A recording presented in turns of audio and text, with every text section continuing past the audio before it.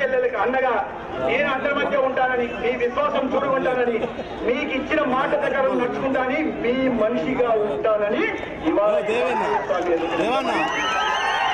మాట నిలబెట్టుకుంటాను.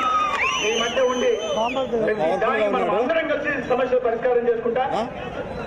పవర్ఫుల్ గా ఉన్నాడు కొట్టాను, భయపడ్డాను నేనేమి చాలా చిన్న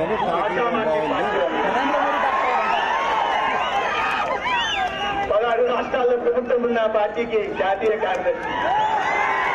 ఉత్తరప్రదేశ్, బీహార్ లాంటి రాష్ట్రాల్లో ఇన్ఛార్జిగా పనిచేసిన వాడిని. కాబట్టి ఈ ఉడత చెప్పులకి, తాటాకు చెప్పులకి, ఉడత ఊపులకి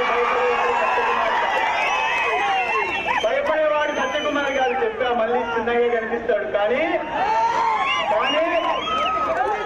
వెనకడికి వేసేవాడు కాదు, ఎవడికి తల వంచేవాడు కాదు, ఆత్మగౌరవంతో జీవించేవాడు.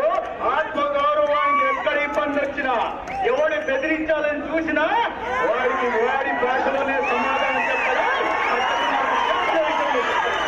నాకు కావాల్సిందల్లా ఈ ధర్మవరం ప్రజల ఆశీర్వాదం కావాలి.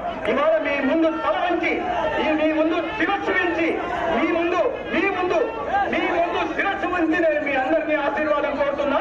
ఒక్కసారి ఆశీర్వదించండి.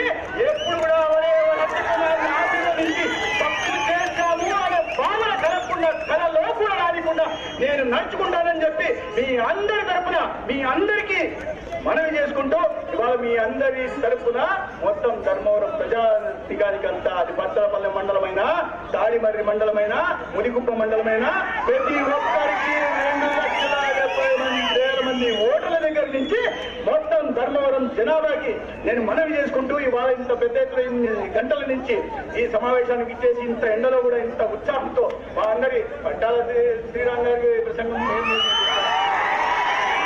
అంతే ఉత్సాహంతో విన్నందుకు ఇదే ఉత్సాహం, ఈ అభిమానం నా మీద కూడా